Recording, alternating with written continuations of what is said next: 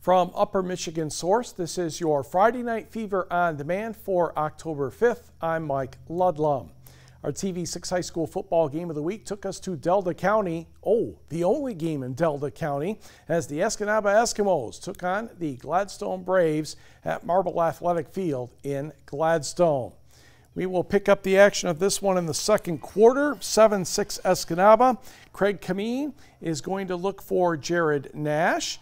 And he's going to find Jared Nash, and he also finds a defender, but he left him in the dust, and Escanaba had a 14-6 lead on the 21-yard touchdown. Later in the second, it's Gladstone's turn. Jared Crow, Vince Hughes, diving catch in the end zone, 24 yards on the score, 2-point conversion failed, so Escanaba still led 14-12. Third quarter, same score. Craig Kameen at it again, looking for Jared Nash because he does have a height advantage. You might be able to tell that. And that's a 35-yard touchdown. Eskimos up 21-12. Gladstone kicked the field goal to reduce the deficit to 6 in the fourth quarter. Isaac Cooper gets some nice blocking, gains the edge, and 40 yards later, he's in the house, and Escanaba goes on to win this one 28-15. To the scoreboard in other great Northern Conference team-related action, Kingsford bounces back and defeats Lomira, Wisconsin 35-6. Minocqua Lakeland gets revenge on Marquette. Thunderbirds lost big time in the Superior Dome last year. It's the Thunderbirds winning last night 20-14. And Menominee went all the way to Okemos. The Maroons had a 26-10 lead thanks to running back the opening kickoff for a touchdown, but the Chieftains did figure it out and posted the 44-26 victory. To the West Pack, number 1 Calumet in the large school poll, taking on the Houghton Gremlins, and Trevor Hendrickson's going to sneak into the end zone, and it's a 6-0 lead for Calumet. Next, Gremlins ball. Ooh, that was not a good exchange at all. Calumet's Jared Ryala with the recovery. Then Travis Ojala will run, spin, and fall down just short of the goal line. That's good for 20 yards and a first down. And Ojala would be allowed to score the touchdown. And Calumet stays undefeated, 35-0. Hop in the car, let's go to Hancock, where the Bulldogs were entertaining Iron Mountain. 21-7, Hancock led at the half, but the Mountaineers came out swinging in the second half. Marcus Johnson to Colin Vicentainer. He reels it in. That's good for 25 yards. Then from the 4, Marcus Johnson runs over a defender as he gets to the goal line, and Hancock's lead down to 21-14. Bulldogs look deep. Colton Solani, though, intercepted by Adrian Barraza. And the black and gold cash in. Zach Herrick ties the score at 21. And Iron Mountain scored one more touchdown to get the victory by the count of 28-21. Let's go to the Southern UP. Gwyn visiting the Norway Knights. Pick it up in the second quarter.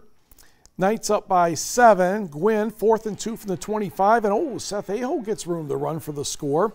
And they missed the point, though. Knights still lead 7-6. It looks like it's really raining hard. It isn't. It's really kind of a mist.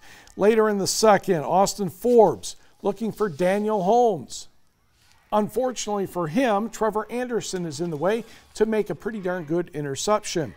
Later on the Knights drive, 1st and goal, Austin Jansen will spin into the end zone. Knights up 14-6 at the half, but Gwyn would come back big time in the second half to take this one 26-21. Back to the numbers. Westwood blanks Lance 22-0. Negaunee, the Battle of the Miners for the very first time, I believe. Negaunee over Gogebic 50-8. Rogers City put a dent in Sault Ste. Marie's playoff bid, 20-16 Hurons. Sault Ste. Marie still has a chance, though. St. Ignace over Indian River Inland Lakes, 42-10. Bark River Harris found a new opponent in Newberry after Manistee forfeited, and the Broncos come up with the road victory, 29-22. And Hurley was 4 points short to Elmwood Plum City, 44-40. 8-player football, Engadine runs past Brimley 57-20. North Central jumped out to a 14-0 lead and took care of the Florence Bobcats 42-22. Rapid River, a huge win in the Eastern UP, 28-20 over Cedarville. Ontonagon upends Stevenson, 20-8. And Nathan Johnson had 224 yards and 4 touchdowns as Forest Park defeated North Dickinson, 72-27. In an unusual scheduling quirk, NMU football will be hosting Northwood for the 3rd straight year tomorrow. Yeah, it's a little bit different. For head coach Kyle Nystrom, it's trying to figure out who's Northwood going to play at quarterback. They're a triple team, they're a double team, they're a power read team, they're a quarterback gut team now, they're a quarterback draw team. If they've got number 3 in there, Christian Martinez, who's been playing quarterback, who played against Grand Valley. I don't know whether we'll get Martinez, whether we'll get Grant Dunachik, or whether we'll get Spencer McCourt. Those guys are all in and out of there. Kickoff Saturday is 1 o'clock. The game features the football team's Tackling Hunger Initiative, better known as Bring Your Non-Perishable Food Items. Plus, it's also Family Day. Michigan Tech travels to Fifth Third Park in the Grand Rapids area to meet third-ranked Ferris State. Kickoff in the Lower Peninsula set for 2 o'clock. To soccer. As NMU entertained Wisconsin Parkside, NMU had a chance to score in the first few minutes, but as you can tell, he just couldn't get the ball toward the goal, and the referee said enough for some reason. Then Lecky Perpa takes a couple of shots at goal for the Rangers, and Valentin Klebe denied him twice and corralled the ball in the second attempt. 23rd minute, Callum Olpin will find Edgar Astorga.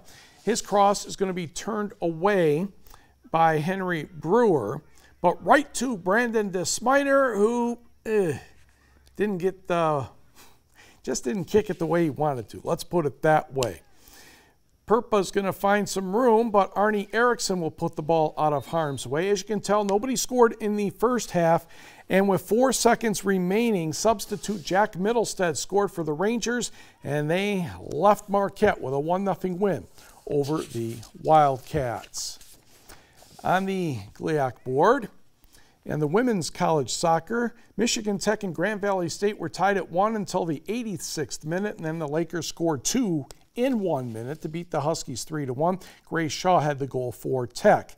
Wildcats only had 2 shots on goal, and Davenport emerged with a 1-0 victory. High school boys soccer, Marquette, a 3-0 victory over Traverse City Central. 2 goals by Trevor Salmon, 1 by Pablo Sanchez. In GLIAC volleyball, Michigan Tech rolls past Purdue Northwest 3-0. Olivia Gormley had 20 kills for the Huskies. NMU rallied from 2 sets down, but Parkside won the 5th set 16-14. The Rangers took the match 3-2. And Davenport easily passed over Lake Superior State 3-0. Also in volleyball, McAllister defeated Finlandia 3-2 and 15-12 in the 5th set. College hockey is starting on Saturday for the men's teams, but there was a goal by the women, and a hat trick, in fact, from the Upper Peninsula. Sault Ste. Marie's Abby Rock had 2 power play goals in the first period and 1 more in the second, so a very early hat trick from somebody from the UP. The Wisconsin women defeated Mercyhurst by the score of 6-1.